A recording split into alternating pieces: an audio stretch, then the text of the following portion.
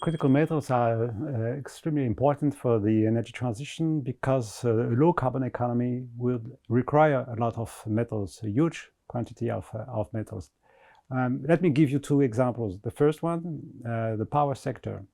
For the same output of electricity, you need much more metals than for renewables, for example, as for oil, gas, or coal. So a wind farm, for example, will require a huge quantity of metals. The same with solar farms and with hydrogen. The second example is mobility. We are switching to step by step to clean vehicles. By 2035, there should be a ban on petrol cars in Europe. And electric vehicles require a huge amount of metals. So what kind of metals? Rare earths, this is one category. It's a group of 17 metals, which are used for electric vehicles and for wind turbines, or at least for some wind turbines.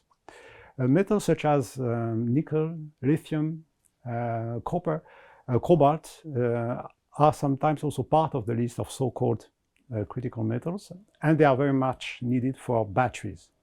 Again, the market is going to expand. So yes, indeed, we will need more and more of this metal.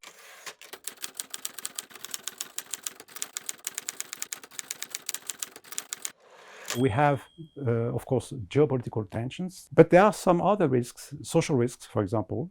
If we come back to copper or to cobalt, you may have strikes in some mines, and then it could stop the production. It already happened a few times, so this is one issue.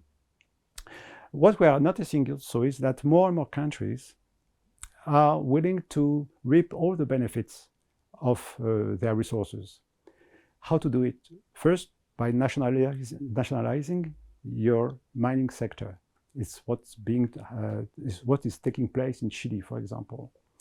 Other countries are trying to build OPEC-style alliances. For example, Indonesia and a few other countries want a grouping of nickel-producing countries in order to set their own conditions.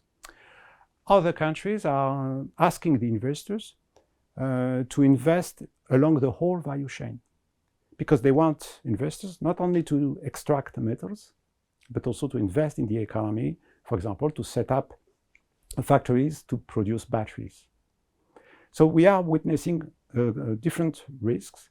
We are not going to run out of metals, but we could have some tensions on prices because of geopolitical tensions, because of trade tensions.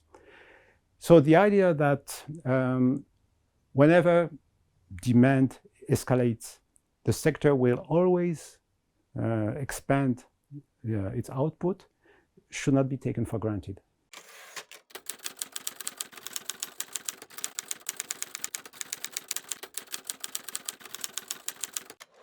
The sustainability dimension is very important because we have child labor in some mining areas, especially in the Democratic Republic of Congo, but also in some other countries.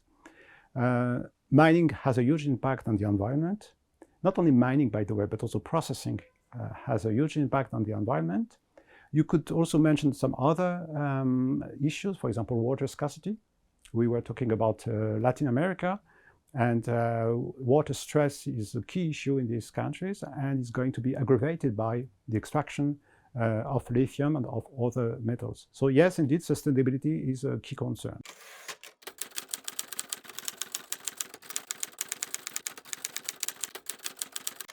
Precisely now, the EU is focusing very much on sustainability and wants the private sector to follow sustainability guidelines and to be transparent.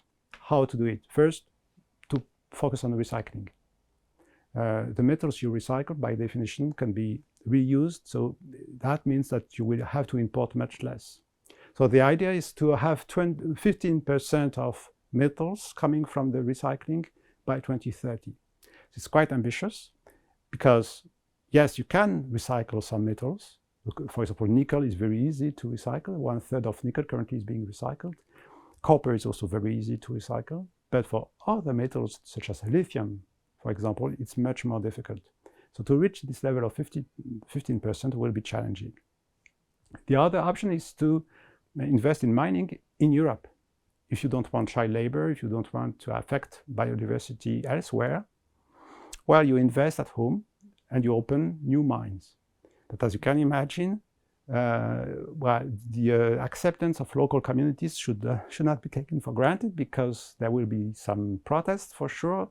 And we already see that some projects have to be stopped because of the opposition of local communities. Third option, to diversify. One of the main problems of Europe is that the EU is very much reliant on one supplier or very few suppliers. So the idea is to make sure that for each metal we have 2-3 suppliers and not only one. And you have many other possibilities to solve such issues. You should invest also in R&D, for example, to cut demand or to find substitutes. So it's what the EU is willing to support. So we know, even if it is difficult, that it's possible to switch to other metals or to cut or to reduce demand. But it will take some time. There's no silver bullet. And maybe the most important starting point is that everybody is aware of the impact of our way of life on communities located in countries in Africa or in Asia or in Latin America.